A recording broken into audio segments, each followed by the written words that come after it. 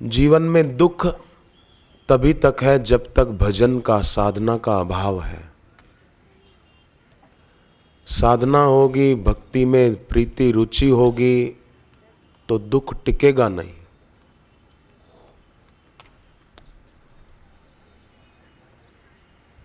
आप देखो, महाभारत में कथा आती है कि शांतनु का बेटा चला गया तो शांतनु दुखी नहीं हुए, शांतनु भजन में लग गए।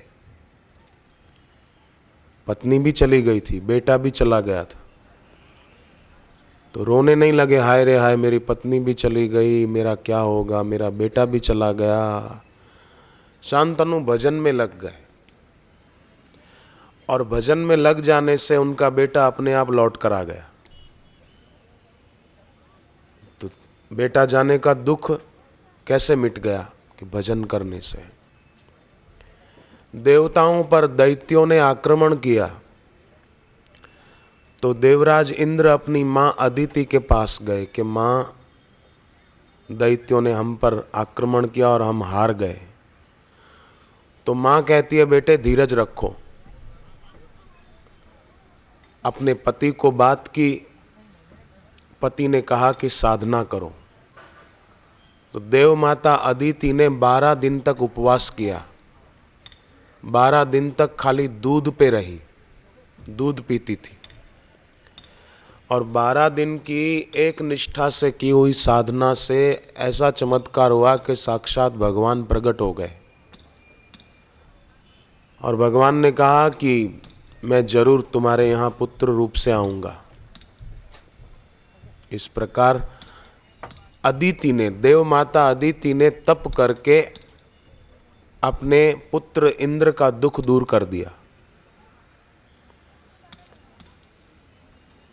मेरा बेटा कहना नहीं मानता, मेरा बेटा बहुत बीमार है, मेरी बेटी को तकलीफ है, मेरी बेटी की शादी की समस्या है, ये सब दुख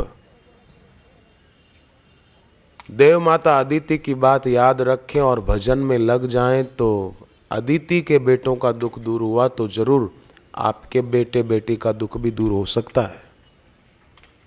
रामायण में कथा आती है, हिमाचल और उनकी पत्नी मैना, बेटी पार्वती जी। तो माँ को बेटी की शादी की चिंता थी। हिमाचल ने अपनी पत्नी को कहा,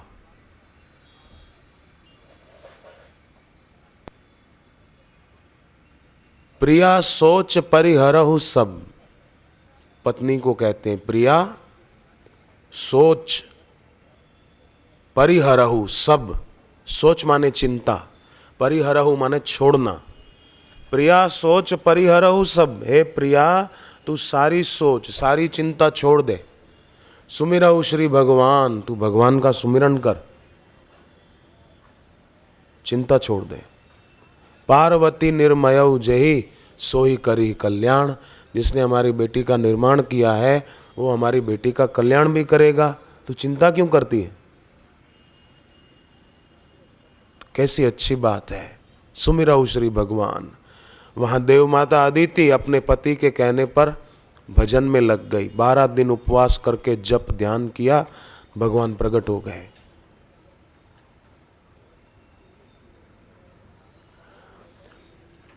ध्रुव को उसकी सौतेली माँ ने थप्पड़ मार दी। ध्रुव को दुख हुआ तो अपनी सगी माँ के कहने पर ध्रुव एकांत में गए। गुरु नारद जी ने मंत्र दिया तो भगवान का नाम जप करने लग गए। ओम नमो भगवते वासुदेवाय, ओम नमो भगवते वासुदेवाय, ओम नमो भगवते वासुदेवाय। ये भगवान नाम दिया।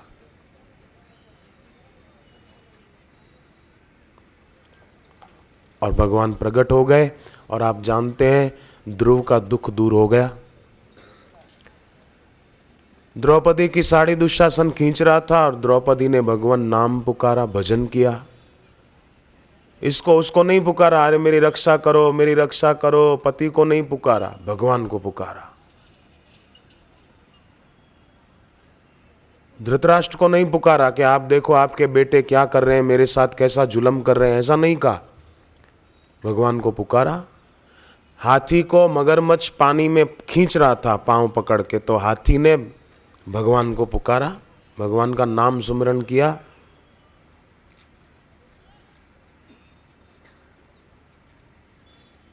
भगवान आए कि नहीं आए। भीष्म पितामह को तीर लगे थे, तीर, इतने तीर लगे थे शरीर में कि कहीं जगह नहीं रही। तीर तीर तीर पूरे शरीर में चुभ गए थे, आर पार हो गए थे। और ऐसी हालत में भी भीष्म दुखी नहीं हो रहे थे कि हाय रे हाय, मैंने ऐसा कौन सा कर्म किया, हाय रे हाय, मैं बड़ा दुखी हो गया, इतने तीर लग गए मेरे को। युधिष्ठिर जी गए भगवान कृष्ण के पास, तो देखा कि भगवान ध्यान में बैठे हैं। भगवान ध्यान में बैठे हैं, थोड़ी देर बैठ गए तो युधिष्ठिर जी ने, जब भगवान ने आंख खोली तो पूछा कि सारी दुनिया तो आपका ध्यान करती है, तो आप किसका ध्यान कर रहे थे? भगवान कृष्ण ने कहा कि बाणों की शैया पर पितामह भीष्म मेरा ध्यान कर रहे हैं, इसलिए मैं उनका ध्यान कर रहा था। अब देखो बाण लगे हैं तो मेरे को तकलीफ है, मेरे को तकलीफ है, बड़ी समस्या है, मैं बहुत कष्ट में हूँ, ऐसा न सोचकर भीष्म पितामह भगवान का ध्यान कर रहे थे, तो वहाँ भगवान उनका भी ध्यान कर रहे थे। और फिर भगवान आए तो कथा आती है कि भीष्म के तीर निकलते गए और घाव भरते गए, फिर भीष्म अपने देवलोक में चले गए।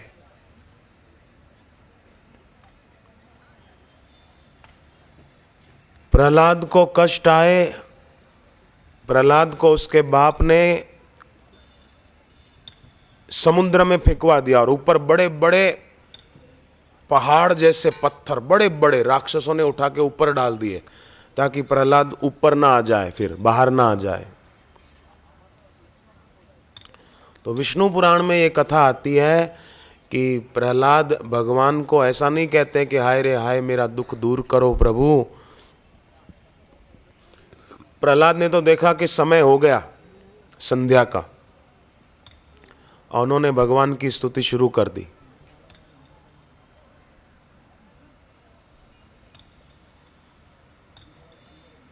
नमो ब्रह्मण्य देवाय गो ब्राह्मण हिताय च जगत हिताय कृष्णाय गोविंदाय नमो नमः, इस प्रकार स्तुति शुरू कर दी। तो क्या हुआ? स्तुति करने से जो ऊपर पहाड़ थे वो पहाड़ हटते गए, टुकड़े टुकड़े होकर टूटकर पानी में इधर उधर बिखरते गए और प्रहलाद पानी के ऊपर आ गए। दुख कहाँ टिका? लोग क्या करते हैं कि अपने दुख को याद करते हैं, दुख हारी को भूल जाते हैं। जो दुख दूर करने का सामर्थ्य रखते हैं उस भगवान को भूलते हैं और दुख को याद करते रहते हैं। मेरे जीवन में बड़ा दुख है, मेरे घर में बड़ा क्लेश है, बड़ा कष्ट है। तो परिणाम ये आता है कि दुख हारी को याद न करने से दुख बना रहता है, क्योंकि महत्व उसको दे दिया,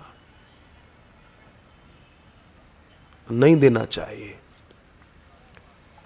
भागवत में कथा आती है कि एक बूढ़ी माई थी, वो टोकरी में फल रखकर बेचने जाती थी और जो उसको मिलता था उसी से घर का काम चलाती थी।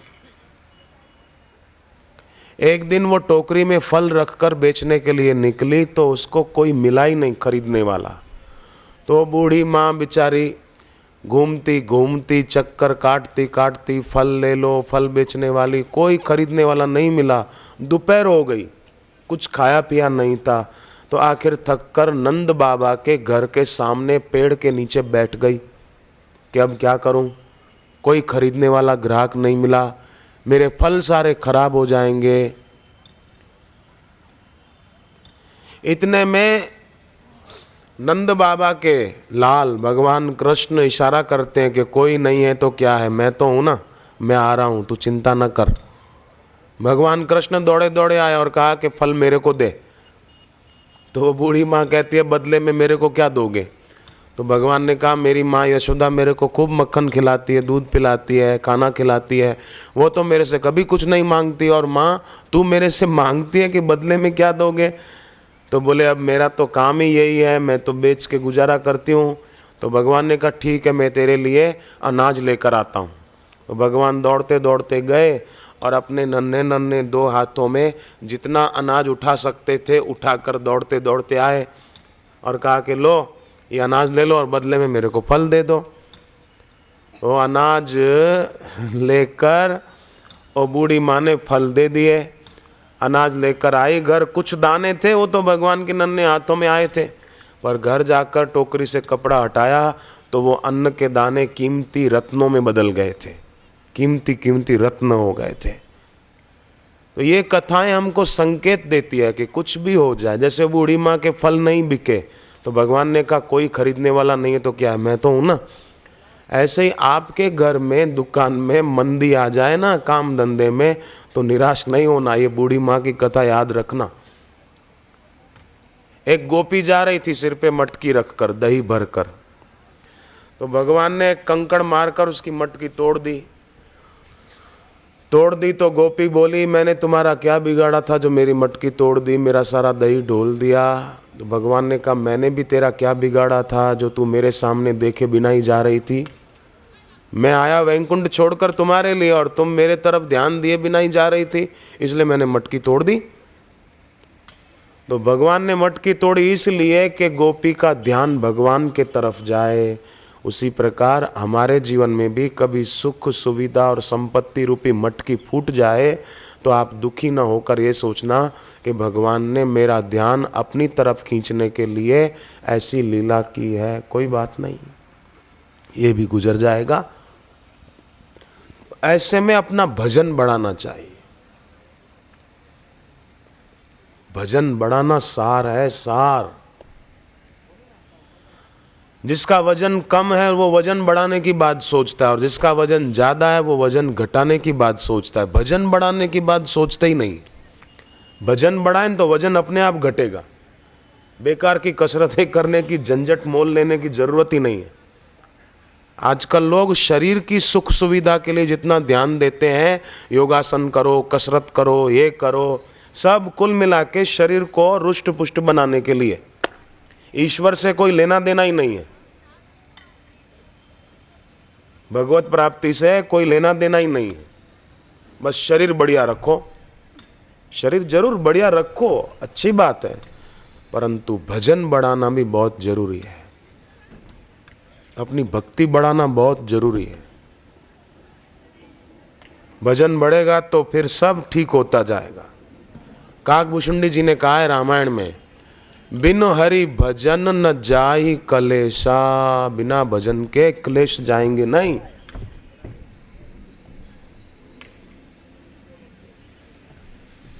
आप देखो मीरा के जीवन में कितना कष्ट आया, पर बताओ कष्ट कहां टिका? आया जरूर पर टिका। जहर भेजा, जहर उसकी सास ने कि मीरा मर जाए, पर जहर पीने के बाद भी मरी नहीं। क्यों नहीं मरी? कि भजन था जीवन में। भजन के प्रताप से, भगवत कृपा के प्रताप से जहर भी अमृत बन गया। लोग तो दवाइयां खाने के बाद भी मर जाते हैं, इंजेक्शन लगवाने के बाद भी मर जाते हैं, कैप्सूल और गोलियां खाने के बाद भी मर जाते हैं, और मीरा तो जहर पी गई, जहर, अब फिर भी उसकी मौत नहीं हुई। ये भक्ति की महिमा है, नाम जप की महिमा है, भजन की महिमा है। हरि तुम भक्तन के हितकारी, ध्रुव ने वन में करी तपस्या, गुरु वचन ही धारी, ही माना हृदय में गुरु के वचनों को धार कर तप किया। ध्रुव ने 5 साल का बच्चा तप करने जाता है। बचपन है पर बचपना नहीं है, और आजकल 55 के हो जाते हैं पर बचपन नहीं जाता। वही बीड़ी, वही तंबाकू, वही पान मसाला, वही घर का, बेटे ने क्या किया, पोते ने क्या किया, इसने क्या किया, उसने क्या किया, वो ऐसा क्यों कर रहा है, चाय बनाई कि नहीं बनाई। नहीं, भजन बढ़ाएं, भजन, नाम जप बढ़ाएं, इसकी बहुत जरूरत है।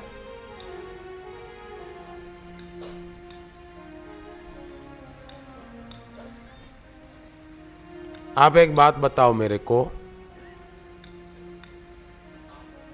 कृपा करके, कि हम लोग भोजन करते हैं रोज, है ना, दिन को भी खाते हैं, रात को भी खाते हैं, बस आगे नहीं आए बहनें, व्यवस्था बिगाड़ो नहीं, कोई भी बहनें खड़ी ना हो, व्यवस्था बिगाड़ो नहीं। एक नियम है, मनमाना करने वाला आदमी नरक में जाएगा और शिष्टानुमोदित साधन करने वाला आदमी भगवत प्राप्ति करके कल्याण कर लेगा अपना। गीता में लिखा है, भगवत गीता के 16वें अध्याय में, यह शास्त्र विधि मृत्सृज्य वर्तते कामकारतः न स सिद्धिम वाप्नोति न सुखम न पराम गति। इसका मतलब भगवान कहते हैं जो शास्त्रीय विधि को, शास्त्रीय मर्यादा को छोड़कर मन में उठने वाली कामना और वासना के अनुसार जीवन जीता है, उसको न इस लोक में सिद्धि मिलती है, न सुख मिलता है, न मरने के बाद उसकी अच्छी गति होती है। न सुखम न पराम गति, मरने के बाद भी उसकी अच्छी गति नहीं होती। मन माना, सब दुनिया में जितने भी लोग दुखी हैं ना, कारण एकमात्र है, मनमाना करते हैं इसलिए दुखी। भगवान का, गुरु का और शास्त्र का कहा करें तो दुख के बाप की ताकत नहीं है कि जीवन में टिक पाए। मीरा को दुखी करने वालों ने लाख कोशिश की, पर मीरा को कोई दुखी नहीं कर पाया। मीरा तो फिर भी आनंद में गाती थी। कभी आपने सुना कि मीरा बड़ी दुखी है और रो रही है, दुख के आंसू बहा रही है? नहीं, मीरा तो आनंद में गाती थी। मोहे लागी लगन गुरु चरणन की, मोहे लागी लगन गुरु चरणन की, मोहे लागी लगन गुरु चरणन की। इतना दुख है जीवन में, फिर भी दुख उसको दुखी नहीं कर पाया। मीरा ऐसी जगह पर जाकर बैठी थी। भीतर से हम सब ऐसी जगह पे पहुंचे ना, बाहर से फिर कहीं भी बैठने को मिल जाए क्या है? जरूरी नहीं है आगे बैठने वाला गुरु जी के ज्यादा निकट है, नहीं, हो सकता है आगे बैठने वाला गुरु से बहुत दूर हो, और कोई ऐसा भी हो सकता है भले पीछे बैठा हो पर श्रद्धा भक्ति के बल से अपने गुरु के, अपने इष्ट के बहुत निकट पहुंच गया। रामेश्वर भट्ट ब्राह्मण था पर भगवान विठ्ठल से बहुत दूर था। तुकाराम जी भले ब्राह्मण नहीं थे, परंतु तुकाराम जी ब्राह्मणों के भी गुरु थे, भगवान के बहुत निकट थे तुकाराम जी। अरे भगवान में समा गए। तुकाराम जी को मौत मार नहीं सकी। कैसा तुकाराम जी का भजन, ऐसा भजन होना चाहिए।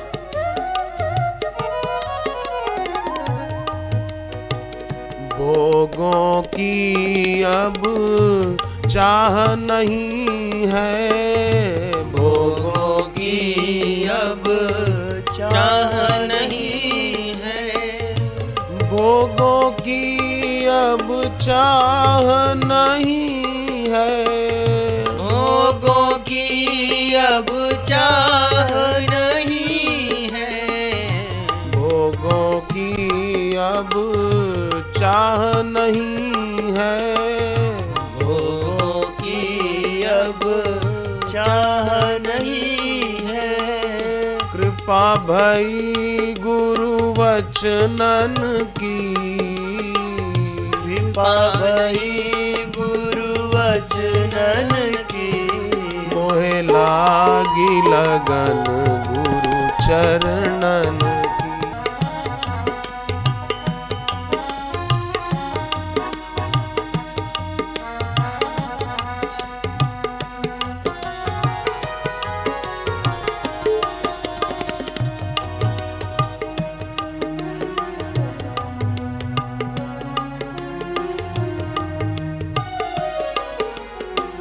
चरण बिना मोहे कछु नहीं भावे, चरण बिना मोहे कछु नहीं भावे, झूठी माया सब सपनन की, झूठी माया सब सपनन की, मोहे लागी लगन गुरु चरणन की, मोहे लागी लगन चरणन की।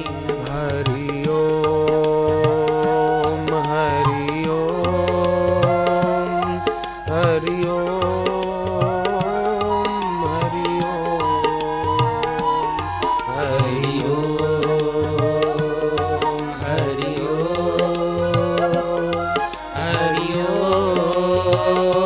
ओम हरि ओम हरि ओम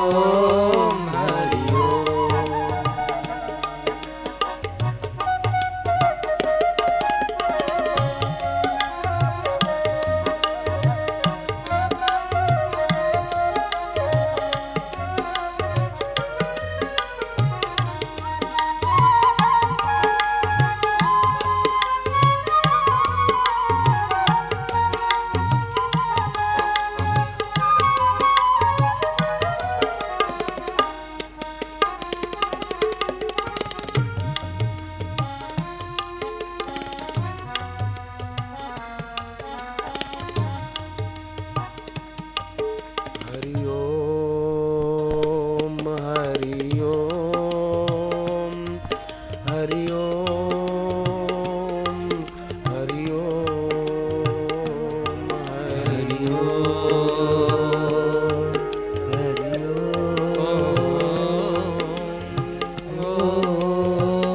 ओम हरि ओम। मेरे राम मेरे राम मेरे राम मेरे राम मेरे राम मेरे राम मेरे राम मेरे राम। तो व्यक्ति अपना भजन बढ़ाए,